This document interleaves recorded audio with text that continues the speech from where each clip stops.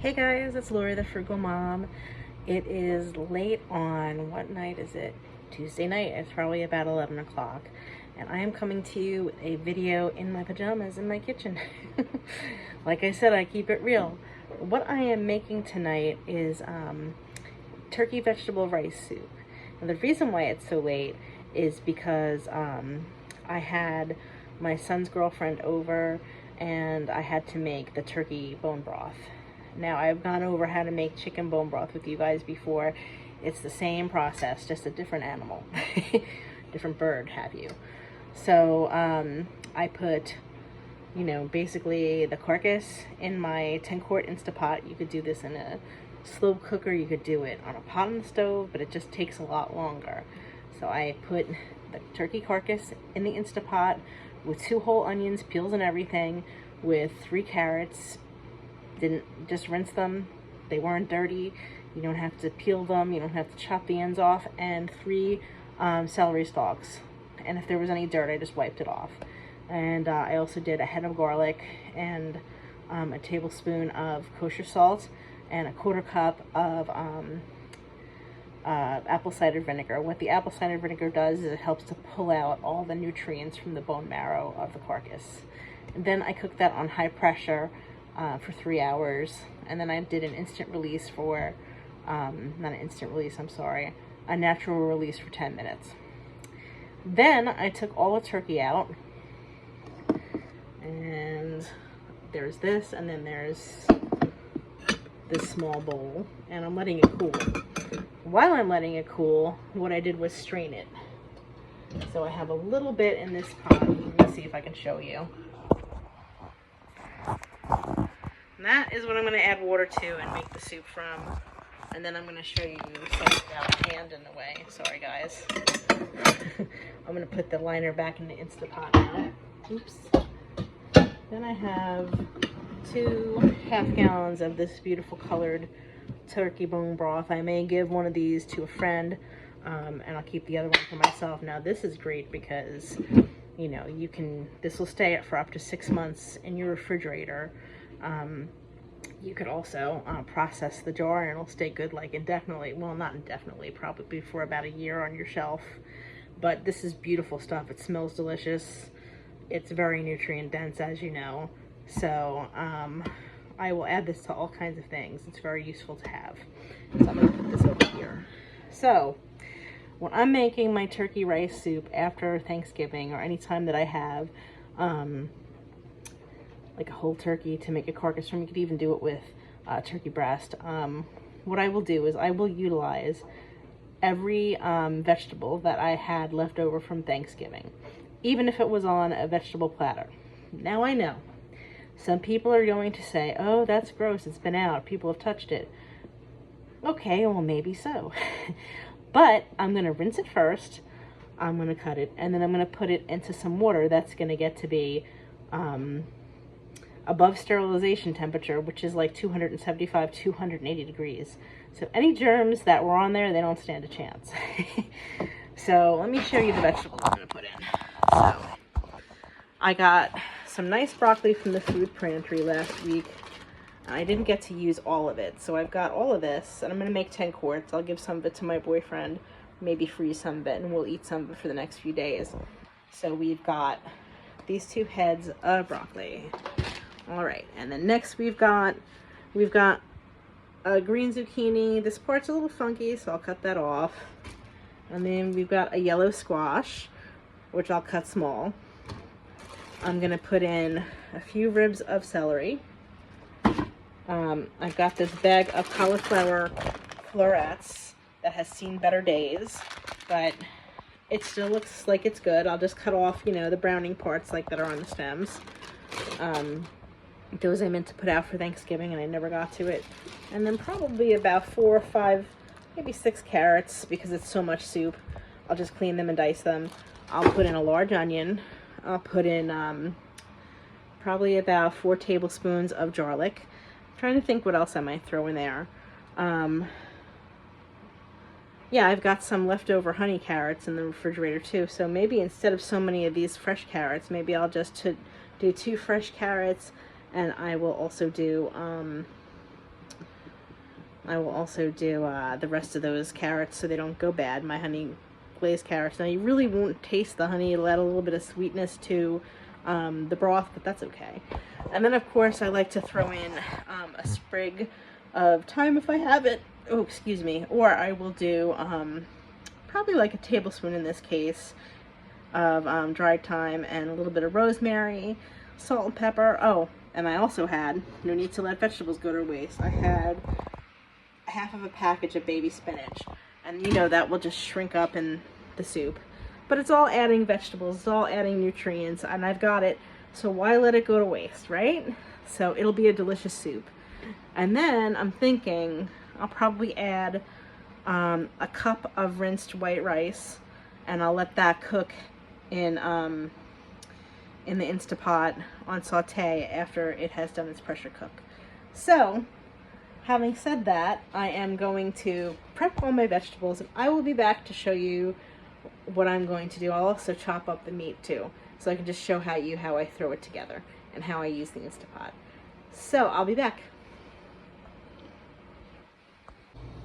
Okay, so we're back.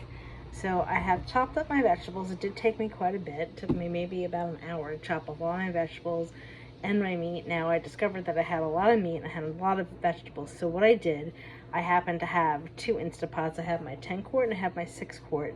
I'm going to make a 6 quart and a 10 quart, so 16 quarts of soup. Of course, again, you could do the soup in a crock pot. You could do it in a stock pot on top of your stove, but it'll take longer. So let me show you. So this is my 6 quart right over here. Yeah, and I'll show you the inside. On my double chin, y'all. So this is my 6 quart. I don't have it filled all the way up to the top. I don't know if you can see that, the top line with water just yet, but I will. I'm going to work on the big pot first. And this is my 10 quart. Look at all those delicious vegetables in there. Alright, so what I did end up doing was, let me put this back over here so I have room. I don't mind my mess. I just kind of throw everything all over when I'm cooking and I'll clean it up. So what I did end up doing was using one of my half gallons of turkey broth, and that's okay. I'll just put this in the dishwasher, not the top though. And then I just added water. So I don't use it straight because it's so potent, and you don't need to use it straight, so you can make it last longer. I just dilute it with water, and then I'm going to put seasonings in it to make it good. So let me just grab a spoon real quick. So I like to do everything to taste. There is no exact measurement, and you're going to re-season after it's cooked in the Instapot. So this is just to start. So I don't like to make anything too salty because remember, you can add, but you can't take away once it's there. So I'm going to add roughly about a tablespoon of salt to the 10 quarts, because that's a lot. But remember, the turkey had salt on it, so we don't want to overdo it. And then I didn't have any fresh thyme or rosemary, but I just bought these not too long ago, so they're still fresh. You can still smell them. They're fragrant. So about that much, which is about a tablespoon of your fresh thyme. Any brand will do. I tend to go with the least expensive ones. And then, I don't know if anybody ever taught you this, but if you rub it in your palms like this, it activates the oils in them. So I'm rubbing this over my Instapot. Yep. That's like an old Italian things when you have, you know, the whole leaf versions or the chopped leaves. So these are rosemary leaves. I love rosemary and thyme. How about you guys? So again, about that much. Remember, this is 10 quarts. You might want to use slightly less with your 6 quart. So, and again, I'll adjust the seasonings afterwards. And then I'm going to add some parsley flakes.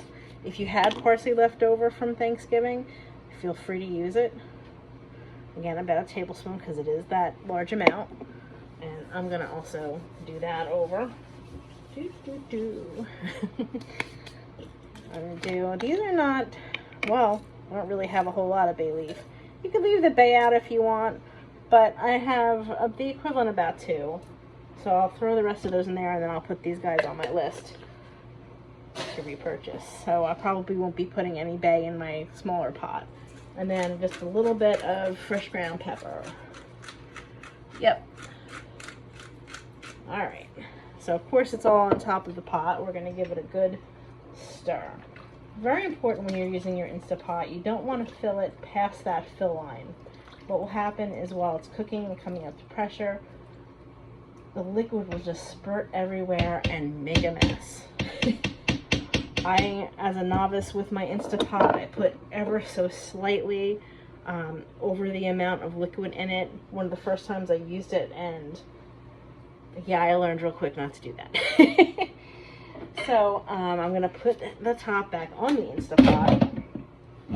You twist it in the in the direction of the arrow rather. And let me see if I can show you the panel. Alright, so it's off right now. I'm going to hit, I don't know if you can see where my finger is. Let me see if I can figure this out. Can you guys see? There it is. So you're going to hit pressure cook. I had it set for 3 hours. Let me come over this way, guys. Sorry. I'm going to hit cancel because I don't want to cook it for 3 hours. My goodness. So I'm going to hit pressure cook again. And then I'm going to decrease that time. I'm going to cook it for about a half hour. Now it'll take probably about 20 minutes for it to come up to pressure because it is such a large amount of liquid. Takes a little bit. And it doesn't matter if you hit it individually. It's not going to go any faster. It'll go faster if you just leave your finger on it. And then the keep warm button on, that's great because after you're done, it'll just keep it warm for you. Alright, so it's going to start in a moment. I'll leave it on until it starts to come up to pressure. You'll hear a beep. There you go. It says on. It'll do its thing. It's sealed on the top. The bigger Instapots, they already self-seal. Of course, when you want to release your pressure, you're going to push down on this button. This is the valve, and it'll steam from this area right here. Actually, this is the valve. This is the release button. What I like to do when I release the steam is put a pot top on top of it so it doesn't get underneath your cabinets and make a mess. Okay, so it's going to be going for a while. I'm going to start my smaller Instapot in another area of my kitchen, and I'm going to season it and all that, of course, and I will be back to show you the finished product. Okay, bye guys. Hey everybody. So our soup has cooked now for about, I think I said 30 minutes. It's cooked in both Instapots. And what I did, I took the cover off after a natural pressure release, and I added to the larger pot, I added a cup of white rice that I rinsed and drained. And I was looking at it and I thought, you know what, I've got some extra potatoes and they're starting to sprout.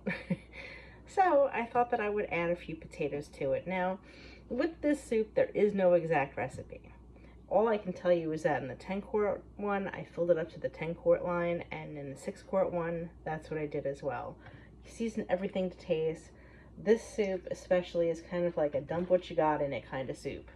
So that's what I did. And then I noticed in my 6-quart, I didn't quite have as much broccoli, and I had a small bag of broccoli that I didn't use for a vegetable platter.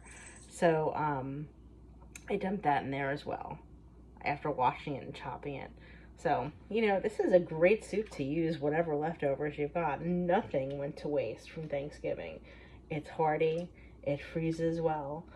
You could add noodles to this if you want. You know, the only thing is sometimes when you freeze certain noodles, they don't really hold up that well. But it's up to you guys. So let me show you what's in the pots. All right, bear with me. Sometimes it's a little difficult with this hand. So here is your finished soup. Doesn't it look delicious? I had some leftover green beans that I put in there. There's the potatoes.